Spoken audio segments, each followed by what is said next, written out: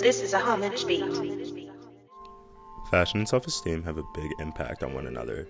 Although it often doesn't seem like it, clothing plays a large role in defining who you are.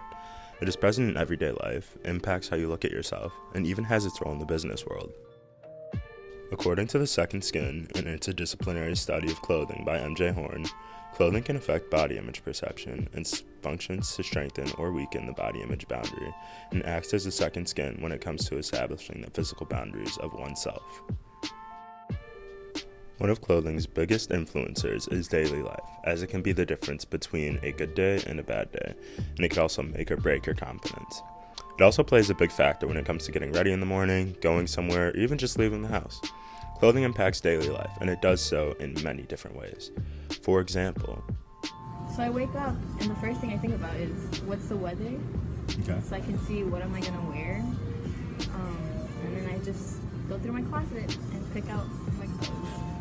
I mean, like, it is my life right now. Like, I literally, like, wake up, I got stuff to do with fashion at home, posting, selling, shipping. Like, my life is pretty much fashion. I think fashion has impacted me positively in my life, just because, like, it gives you a boost of self-esteem, because it's like, what you wear defines who you are. Yeah. And, like, you know, it sets you different from everybody, so yeah. I would say it makes my decision-making process like better, just because depending on how I'm dressed, it makes me feel like better about myself or worse about myself. I feel like it's the first decision that I make when I wake up. Clothing impacts my daily decisions because it's like one of the first things that you have to think about.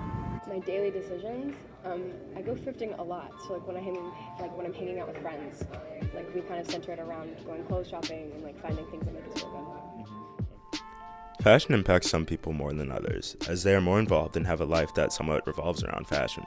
For example, Scott Lupa, owner of The Gallery, says, I'd say like a good 6 out of the 7 days of the week have something to do with fashion. I mean, every day, because I wake up and I wear this stuff, so I guess every day.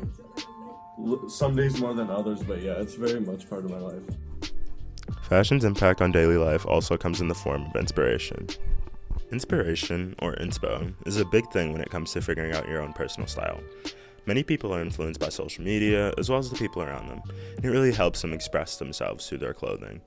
Some people are inspired by things, and others are inspired by people. Some of those people include... I really do like Lucas Sabat, his shit's crazy. Lucas Sabat. I guess in the beginning, like Ian Connor. Who else? I can't like really name people off the top of my head. A mix. Sometimes when I see someone else wear something and I'm like, whoa, that's really cool, I'll like take that and try to put my own spin on it. And like, but really it's just figuring out what I feel the most confident in. It's more low-key people that I'll find on like Instagram or something. Mostly I try to create my own, see what I like. Although some people get inspired by those around them, others are inspired by different things around them, and are able to incorporate them into their personal style. For example, some people are inspired by... Those like Instagram, like dashboards, usually those are the things that I like inspire me. There's no like specific tool. Not in school, because usually in school I don't like how people dress or... I really like to mix new and old. Like, I think that's super cool. Because, like, the thing that I like about vintage is that it's extremely unique. Like, you probably won't find the same piece twice. So I like to mix that with, like, newer brands and kind of just mix that. I also really like mixing, like, higher-end stuff, like, stuff from, like, Japan, like Undercover Number 9 with, like, Tommy Hilfiger. Like, nobody really does that. It's usually the KAWS artists, like art from KAWS. Usually a lot of flowers. And then sometimes here and there I get like anime customs for just like random people and stuff like that. So. Well, I transferred to like a couple different schools, so I feel like my style like sort of like morphed along the way of like what everybody else is wearing. I'd like to dress differently than people I see around daily. Well, I went to like a performing arts school, so like the people there like dressed like really like they had a lot of stores from like they had a lot of clothes from thrift stores and stuff, and they dressed like with baggy jeans and stuff like that. I feel like when I first entered high school, I would wear band t-shirts and ripped jeans, and acid wash jeans. I was very like emo, I guess. It was a phase. And then I started wearing like more like just skinny jeans and just crop tops, I guess. And then when I started thrifting, I just got more like just baggy. Clothing has a huge impact on self-esteem. It can make the difference between self-love and self-hate, as it's one of the biggest factors when it comes to loving yourself and feeling comfortable in your own skin, for at least most people. I will only wear certain colors, and like just like it affects how I feel, and how I feel affects it. Yeah. Because some like different pieces of clothing like don't make me feel good, but then there's some piece of clothing that like really makes me feel confident. So yeah, it just depends on like what stores you like and stuff like that. I'm a firm believer in the fact that you can't love other people if you don't love yourself. According to Psychology Today, our self-esteem fluctuates day to day and hour to hour. We tend to think of our self-esteem as generally good or bad, but it is much more fluid than that, continually shifting up and down based on internal feedback we give ourselves during the day and external feedback we get from our environment. For example, some days I'll just throw on something that you can't really say that there's a reason why, it's just me being lazy, but other days I'll maybe feel it was gloomy, so I'll just wear some baggy stuff, and that'll of course make me feel different, look different, present myself in a different fashion. If I'm not wearing something that makes me feel confident, I don't have a good day. Do you feel more confident if you're confident in what you're wearing? And I don't know, it feels good leaving the house with a nice outfit. clothing isn't as big for some people as it is for others.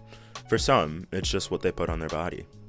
To an extent, I wouldn't normally like seek out what would go together and combine and look nice together. I'll just throw on stuff, but at the same time, when I go to the store, I don't look for, okay, this looks like a good combo. I just like, that's a nice shirt, it's nice pants.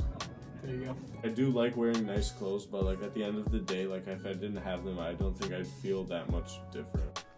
While clothing isn't big for some people, for others its role in personal image and self-love is powerful and can both help and harm when it comes to dealing with insecurities. After 7th grade, when I like lost a lot of weight and like started realizing that like there were clothes that could flatter your body, it just became a major thing in improving my self-confidence leading into 8th grade. Well, I can say like social media obviously like makes you sometimes feel ugly and stuff. But I try not to look at it because I know how I see myself, and if I look at something, then it's gonna change my mindset in a way. My stomach. I wear clothes that flatter my stomach. So like dresses like this that like go out and don't show it. Where I wear everything high-waisted, jeans, and skirts, etc. Yeah, I think it did.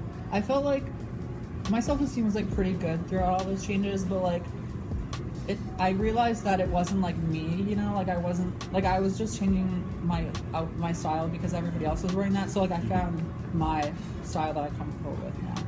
So I used to not care about what I wore like at all. Like I would just throw something on, hope for the best.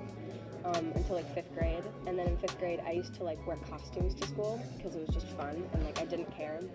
And then throughout middle school is when clothing was more like confining and frustrating because of dress codes and stuff like that and being made fun of.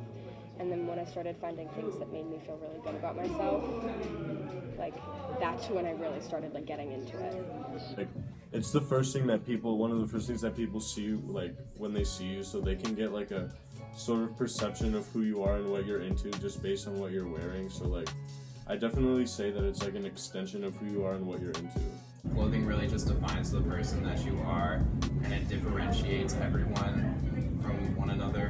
So Fashion doesn't just have a place in social life, but in business as well. It is how many people make a living, whether it be through designing, reselling, or just selling your own custom pieces. Its role in business is grand and helps everyone in different ways. I'd say I got into it freshman year, so that's like, 4 or 5 years ago now at least. So I've been into it for a while now. So my friend Julian, actually, shout out Julian, he got me into it. He started showing me like shoes and stuff, and he's like, yo, we can make money. And I was like, okay, well, let's try it out. And then like since there, I just fell in love with it, and I've just been like into fashion and streetwear since then. I've been selling stuff for like a super long time, and I just kind of gathered a lot of it. And I would have friends come over, and they just like had a hard time looking through everything because it was like all in boxes and like ready to be shipped out, because I used to sell online. So I decided I needed to get a store in order to like display it correctly, so like people could actually see what I have. Well, it ended up just me needing money just in general to go out with friends and whatever, and then I decided that I'd give reselling a try because I've watched videos and I've seen people who have made a decent amount of money through it, so I just gave it a shot with one pair of shoes at first, and then I grew. For reselling, it's you have to set the prices where like people want to buy, like where people want to buy it, because other, like if you look at sites such as like StockX, Grail, Goat, it shows listings that everybody else posts, and then it, like, you have to compete with other people and then their prices too. So like you don't want to be the lowest price because you want to make your money back, but at the same time you don't want to be the highest price because other people are just gonna buy the clothing or shoes that people have, like the other people posted. And for customs, you have to be wise where you put the price, because like you're putting effort into the customs, and like you're putting effort, your time, and like your labor into the custom, so you have to make it a little pricey, but then people don't really want to buy the customs if it's like too expensive. And you just have to, like, it's basically like a balance of like money and stuff like that. When I resell clothes, I usually buy them at a retail price, and depending on the market, it really depends on what you buy. Say like, for instance, you buy Supreme clothing, I do research before the release, and usually it usually shows predicted market prices, and then when I buy it, I sell it for around that market price. I've probably made around a little over $1,000 already. Fashion as a business isn't always easy. In fact, there are plenty of obstacles along the way. Resellers get their clothes from a multitude of places, including thrift stores, their own closets, their friends, and even online. This sometimes creates troubles with pricing, however, as there are a lot of competing prices between resellers. Yeah, not too far above, because like you want people to buy it, and like it's really hard if say like you buy a piece for like 200 and then the estimated resale value is around like 350, 400. You're not gonna sell for 500 because not a lot of people are gonna buy it. There are definitely items that you'll buy that you think will sell or sell for a price that you want to, but then they definitely don't sell at that price or close to the price that you want to, or they just don't sell at all because no one likes the item. So sometimes you'll get stuck with stuff, and then you're like not sure how you're gonna get rid of it, or like there's kind of dead times where people just like aren't buying from you at all, which is not good, because then you're spending a lot of money but you're not really gaining any of it back, which is not good. People can look at other people's prices, and then you can compare it, and then they'll buy the other competitor's price instead of yours. Some challenges. At the beginning, I kind of had a hard time finding a place because I wanted it specifically to be downtown, and I had a couple places, but like they weren't really working out. So either the place, and also kind of being like younger, people don't really take you seriously, and they just kind of like look at you weird, and they're like, "What are you doing?" But other than that, it hasn't been too bad.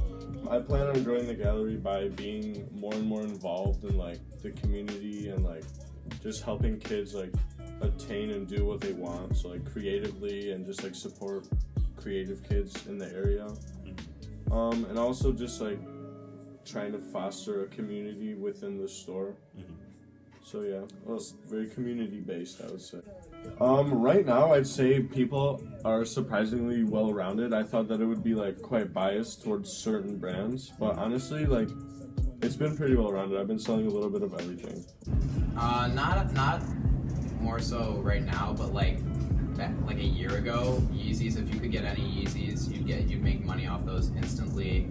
A lot of Supreme pieces that are more hyped, so you got like face tees and you got box logos, like those things will go fast, especially if they're brand new. But then like if you're but you can't just like, you gotta pick and choose what you buy, because like Adidas is really big right now, but then there's a lot of Adidas items that are just general release and no one really cares about, or if Adidas decides to release too many of those items, then people don't care about it as much anymore. And the same goes for like every other brand. Whereas like Supreme kind of, they only release stuff like, they release it once ever, so most of the stuff that you'll see will have at least a little bit of resale value. But I do research before the release, and usually it usually shows predicted market prices, and then when I buy it, I sell it for around that market price. And you really got to pick and choose the type of items that you're buying. As you kind of keep learning about the culture and like everything surrounding it, you learn about different brands that are kind of cooler and better, or like more interesting, and it just, there's a lot to look into. In the end, fashion's impact on life is grand, and it is more prevalent than one would think.